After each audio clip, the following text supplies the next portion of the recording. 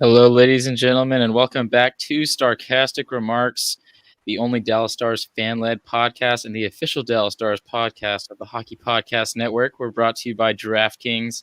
Use that promo code THPN for some free goodies on their app. And me and James are not very excited about the game that we just watched, are we, James? No, not a very fun game to watch. No. Really after the first 10 minutes of the first period, it was just a slop fest from the Stars.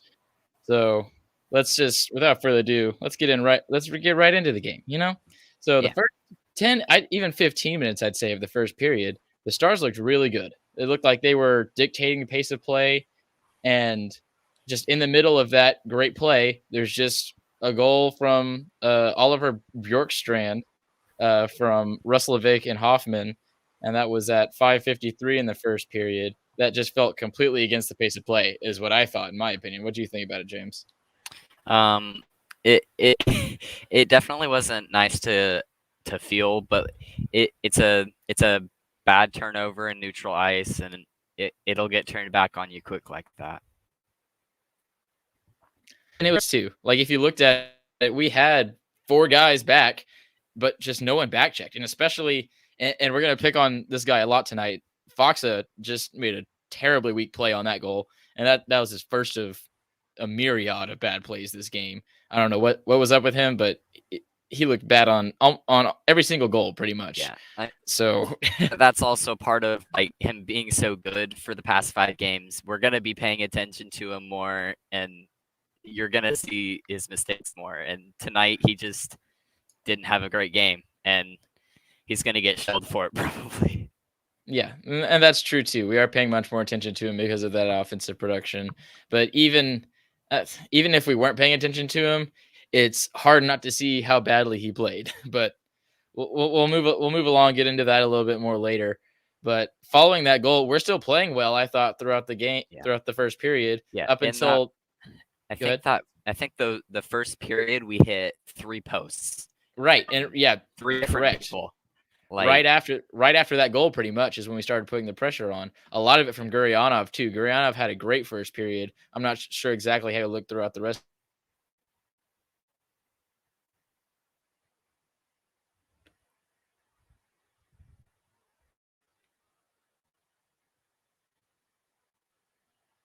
Of the game. The third. Oh, are we back, James? Yep, I'm back. Okay. Sorry. Okay, cool. So I was just talking about how Gurianov looked really good in the first period, and I wasn't able to watch the second period. But how did he look in the second? So Gurianov looked really good tonight. Actually, he was hustling and he was shooting when he needed to shoot, and it was really nice to see. It's just he just couldn't solve the goaltender tonight. I don't know what it was. I mean, goaltender played an amazing game, honestly. Especially, I'm gonna jump ahead, but especially on that save on Gurry in front of the net, where he was all alone in front of the net. Mm-hmm. He's trying to shoot it just over the pad, just under the glove, and the goalie pulls up his pad just and squeezes it shut just in time. It was so sad. Yeah, and we'll talk about the goaltending and how it feels like the Stars always come up against great goaltending, and if that's really the case, we'll talk about that a little bit more later on. But yeah, so after their first goal, we followed it up with 3 posts, one of them from Gurry, and some great pressure, especially from Gurry, is what we were talking about. But then at the end of the first period, Columbus comes right back and puts on a ton of pressure as well, mostly due to turnovers by the Stars, and we looked really sloppy by the end of that period. And then going into the second, it looks like nothing changed at all. So actually, it felt like it got worse almost. And it just got more sloppy. And from there, honestly, I couldn't tell what was going on. Like, I don't know. I can't specifically pinpoint one thing that the Stars were doing wrong. It just all felt bad. Yeah, from what I thought is it was a lot of turnovers, a lot of giveaways, a lot of stuff in our own zone and in neutral ice and we couldn't get through into the offensive zone, and we were shooting more. And it's sad to say that we had a lot of shots tonight, and our shots on goal total was still only 32, but we shot a lot more tonight. But they weren't.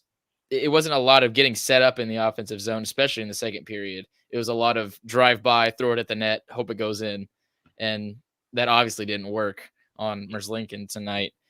And then in the second period at 10:39, Gregory Hoffman scores from Bjorkstrand and Radek Faksa, actually.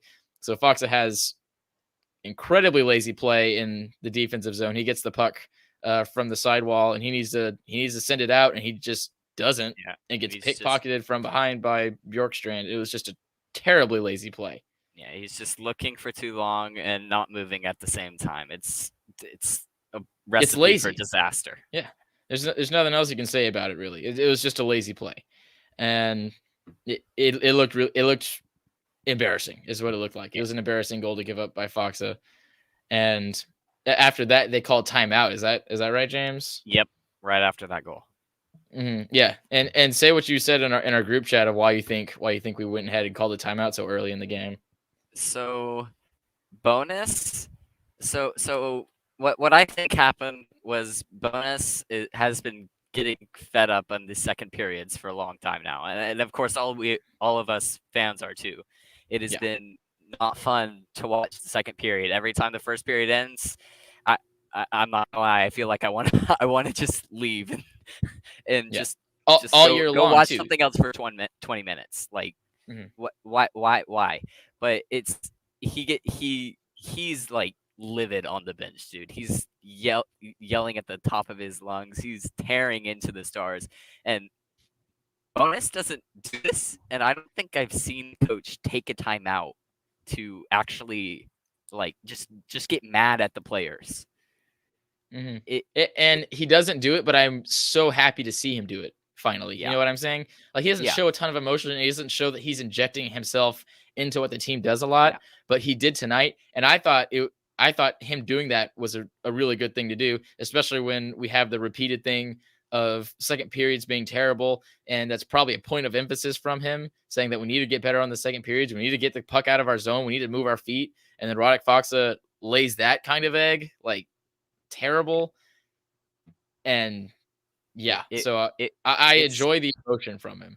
Yeah, it's nice to see him come out and say stuff like that, and Viv whatever, and distinctly distinctly like show that like he's trying to get this team going. Like, everyone knows it now, but it didn't work. I mean, we went on through the second period the exact same way as it was before. It felt like nothing changed. It was very discouraging, and I'm sure it was not very fun for him either. So slow, lazy, and sloppy, and bad defense is what it was too. Like, it wasn't Stars hockey at all.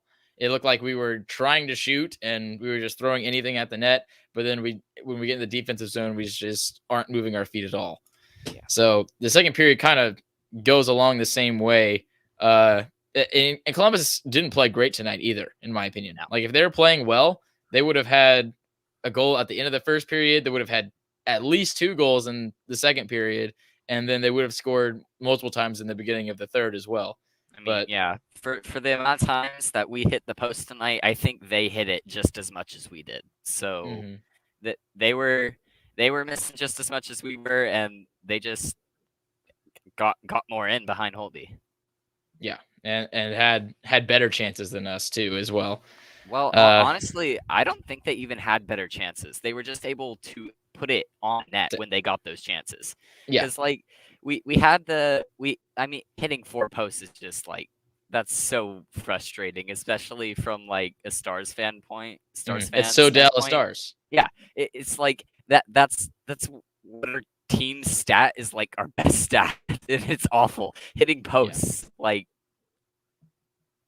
not fun. So then we go on into the third, where Zach Werenski scores a goal in the third period, and honestly, that was a lucky goal. I mean, Seguin makes a good play on the puck. He stops the pass. Maybe you can maybe argue he gave him too much room, but he made the play on the puck, and it just got through. And it's not like it matters anyway. We were only able to score 1 goal at the end of the game, so I don't want to talk about that goal too much. But really, that goal was the nail in the coffin for me, definitely. Like, that went in, and I was done watching the game at that point. Like, but it felt like there was no hope even at the 2-0 lead. Honestly, I felt like we were going back into the third period. Me knowing that we're historically bad in second periods this season, I'm like, okay, maybe we can turn it back, maybe. And then that goal goes in, and the second that goal goes in, I'm like, okay, that's it. Yeah, but from the beginning of the third period, it didn't feel like a different period. Still, it still felt like the second period. Yeah, honestly, because the same stuff, not moving your feet, getting the turnovers, and what's really frustrating is it's right after when we have a weekend off. We have a full weekend off. We get Klingberg back. We feel like we should be excited and ready to take down Columbus and get well above 500 instead of staying mediocre, like we heard from Monty before he was fired, how we need to get rid of this culture of mediocrity, and it feels like that's not going away. That's a larger point that we don't need to get into until maybe after the recap. But anyway, we play the rest of the third period. Honestly, I still don't feel like we have many good chances in the third period either, up until we pull our goalie. We pull the goalie. We did well 6-on-5. So that's something to look for later on in the season, hopefully, whenever we're not down by 3 goals. Because we pull the goalie at I think 4.5 minutes left. Yeah. Then about 2 minutes later, Seguin scores a goal off of a bounce from behind the boards, which is a really nice play. It was obviously done on purpose, so I really liked that play. But again, it's just too little, too late, and you can tell that's exactly how Seguin felt about it. No celebration or anything. We just go straight to the dot. After that, we keep the goalie pulled to try and see what we can do. And there's only 2 minutes left, and then Columbus nets the empty netter to put us home. Yep. That sums up the game. And honestly, the only positive thing I could pull out of this game, and it's not even that positive because we didn't score, was that our power play did look really good tonight. It looked really good. Our penalty kill looked good too. Well, our penalty kill has looked good. Yeah. But so I'm expecting that. But our power play looked good tonight, and we still didn't score on it, which is frustrating. Yeah, when you needed to. And I was going to get into stats, but let's just talk about it right now. And that's partly because of the shooting. The Stars are probably one of the worst shooting teams in the league, and they have been for multiple years going. I think we're the third worst shooting percentage. Yeah, so I saw a tweet before the game started about some guy talking about the difference between the Stars team that won the Western Conference when we had Lindy Ruff as the coach, and then our Stars team, kind of in the current age of the defensive mindset. And the shooting percentage is the big stat. So we're top 5 shooting percentage when we win the West, and we're bottom 3 now for the past 3 years at shooting percentage. And that's shots that go in that we've shot. And I feel like, especially I've talked about how the Stars are the unluckiest team ever, and we get all these great chances and they just never go in. And that's sometimes true to a point, but a stat like that really opens my eyes and says they just need to be shooting better. Learn to shoot the puck good. And you gotta hit the net. Yeah, and especially tonight, it feels like there's no good shots. And throughout this year, it feels like we don't. All of our good shots go in. Yeah, and if they don't go in, they hit the post. Yeah, and in that case, it's not a good shot. You missed. Yeah, so you're missing that. So that's one of them. And then going back all the way 3 years back, I feel like that's kind of the start of Dallas is a defensive juggernaut. That kind of era. We always score with crap goals. We're just get in front of the net, score with garbage. And we have skilled players. The players we have such great skill, and they just don't use it. They'll get open, and then we have shots that fire right into the back glass. And I see that most often in the previous years with Ben not leaning on that wrister that we always talk about that he's so good with that he never uses, and he hasn't used it this season either. Just lean on your stick and wrist one by. Or with Hintz is notorious for this. And Gurianov skating down the wing and then firing a shot as hard as they can into the back glass. It's ridiculous. We have all these great chances and they're squandered because we suck at shooting the puck. And that's what that shooting percentage stat shows me, that we just need to get better at shooting the puck. And that's how you score. That's execution, is shooting percentage. And it's not bad luck. It's we suck at shooting, and we need to get better at it. Yeah. And it's crazy because Gurianov had 4 shots tonight, right? That doesn't include the post that he hit, or the one where he hit the boards high over. Like he had basically 6 shots tonight, and the two best shot or chances that he had at scoring weren't shots on goal. Yeah, and that can't happen. We have we make the goalie look good tonight, but like you said, our best chances aren't hitting the net. So are we really making him look good, or are we just sucking? I mean, Merzlikins did play. He played an outstanding game tonight. Like I don't. But often... even then, he made a couple really good saves. I'll give him that. He made a couple huge saves, but it wasn't like a Khudobin in the playoffs performance. You know what I'm saying? Like he didn't steal the game. We played this game. I felt like the Stars lost it.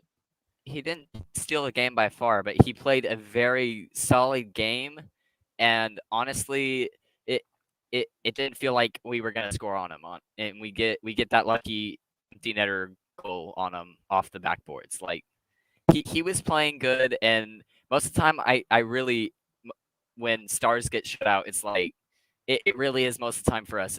It's just we just didn't get good chances, but he did play a good game tonight, I felt. Yeah, I mean he played good. I'm just not. A lot of times when you say the goalie did good, you just write the game off and be like, "Oh, the guy stood on his head. Nothing we could do." And that's totally not the storyline that needs to be pushed on this game. The Stars had plenty of things that they could do to win this game that they just didn't. And let's get into some of them with the stat sheet. First is faceoff percentage, 50%. I'm gonna get mad about the faceoff percentage real quick, because no chance that should be 50%. Because so after the first period we were 60-40, right? After the second period we were 60-40. We lost our 60-40 in the third period when we should have been pushing our hardest. Like, we should be winning the faceoff percentage anyway, but if you're down 2-0 going into the third, and then you lose that period, you can't do that. Yeah, that's when you need the puck more. Exactly. And let's look at the main contributors to that faceoff percentage going down. For once, Glendening is not one of them. Glendening has a great night on the dot, 78%. Hopefully that's a corner turn for him at least. But again, we're going to pick on Faksa. Faksa, 40% on the faceoff circle. He's not allowed to do that. He's one of our bottom 6 guys who is known for having great prowess on the dot. He has to at least be above 50. Really, he needs to be at 60 for this team to do well. Jamie Benn sucks on the dot, 30%. Hint sucks, 25%. That's not as shocking because we know Hintz isn't the best faceoff guy. But Jamie Benn is definitely a great faceoff guy. Sagan has 50% as well. He should honestly have way more than that. He's a really good faceoff guy as well. So faceoff percentage, not good. Power play, we're over 3. We already talked about our special teams. We thought the special teams did decent. The kill did great, obviously. Power play couldn't find the net because of shooting. Hits, we have more hits because we're down. Yeah. We have more block shots. That's decent. And then the giveaways, that's ridiculous. There's no way there was only 10 giveaways in the game. That's bullcrap. Welcome to the giveaway stat. Yeah, exactly. So moving on to the next kind of topic. This is like the first game I feel like the Stars didn't get outstanding goaltending. Like I didn't think Holtby did terrible, but the first goal, very savable. The second one, maybe not as much, but he seemed way out of position as well. The third one, I already said it was just fluky.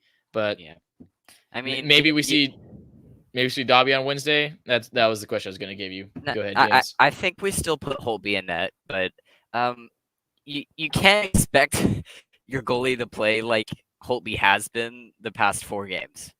Like, there's no chance he keeps up with that. They showed the save percentages before the game. He had a 946 on the season so far. There's no chance he keeps that up. No. And you got, and when your goalie plays worse, you got to play better. Yeah, and if you're expecting him to keep that up, you're insane. Yeah, you don't understand how the position works. But Yeah, I totally agree with everything you said. You took the words right out of my mouth. I think Holtby still plays just because he's had a great season so far. He's played outstanding. There's no reason to doubt that he'll do that again. Yeah, he's my number one till he has 2 bad games in a row, and I don't count this as a bad game either, really. Yeah, exactly. I totally agree with that. 2 bad games in a row, and this one doesn't count. He lets in the second one. It was a turnover, and it was a decent shot too. The first one, I don't know, but the second and third, no way you can fully attribute it to him. But yeah, I totally agree with that. I had something else, but I don't remember what it is. Do you have anything you want to say before we close it out, James? I think Glendening really did play good tonight. I don't know if that's just because everything else looked not fun, but it was it was really nice to see him play well tonight after him playing poorly for the past couple of games. So that was nice to see. Yeah, and maybe again that's because he's on the penalty kill more as well. We saw him 333 on shorthanded time on ice, which is highest among forwards for the Stars, and he's done that very well, especially after the first couple of games that he played with us, where he was very shaky. But I think him and Raffl are still doing their jobs well, doing a good job on the penalty killing, being good defensive forwards, which we definitely have too many of since we can't score more than 2 goals in regulation, apparently. Yeah. I was gonna get into what I remember what it was. It was a culture of mediocrity thing, and I think a game like this displays fully that culture is still kind of a haze over the Stars, because you're coming out of a big emotional win with the Kings, where you have tons of stuff to work with to work on, but you got out of it. You stole one. You should be happy about that and be driven to take advantage of it and to play better next game and to treat it like you lost in your mental capacity, if you understand what I'm saying. Like, you think about all the things you did wrong and you're super driven the next game to get those fixed. And it felt like we didn't get that at all from this Stars team. And they're fully rested. Yeah. No excuse in that department.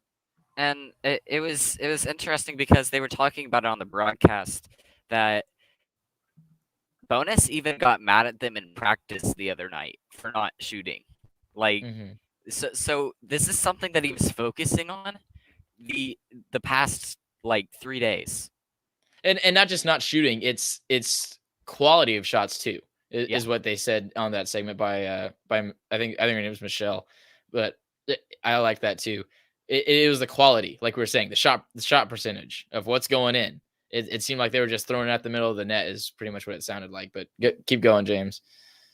Yeah, no, that's pretty much it. Just like if he's focusing on something all week, and then he notices it in game, and it's still not happening, and that just makes it even like more infuriating that he used to time out on that too. He was telling them in practice, and then he told them in game, and it still didn't happen. Yeah, he challenged him in the middle of the game, and no answer from him, and from a team that supposedly has amazing leadership, and we're one of the oldest teams. That should be one of our strong suits, is to respond to stuff like that, and no response at all. Not from anybody really. After the first period, nobody really stood out to me offensively. So I don't know. You got to figure it out as a team, because being challenged like that by your coach multiple times, from what we heard on broadcast and what we saw with the timeout, and not responding to it in any way, that's a good way to be a terrible team. Like, that's how you're going to do it the fastest. So we've got to figure that out. We have to have, I'll call on my friend Seth. We need to have a full practice of just shooting at targets, like a freaking skills competition. Just do that for 8 hours straight. Maybe that'll teach them something. But anyway, we'll wrap up this one. Stars lose a very. Oh, you got one more thing? Wednesday game against Vegas starting at 7:30. 7:30. We finally don't have another 6 o'clock. I'm so tired of these 6 p.m. games, dude. I'm still doing stuff then. Anyway, Stars lose 4-1 on a very uneventful game. Like James said, we'll be back on Wednesday at 7:30. This has been Starcastic Remarks, official Dallas Stars podcast of THPN. Be sure to use that DraftKings promo code. Ryan should be back on Wednesday. We're not for sure. His band just went to state, so we're really excited about that for him. Good luck, Ryan. Good luck, Golden Crane Band. I think that's what the name is. Golden Cranes. I think that's what it is. Good luck, Golden Crane Band, on going to state, and congratulations. Disappointing game. Ruined my Monday. We'll catch you guys on the flip side. Peace out.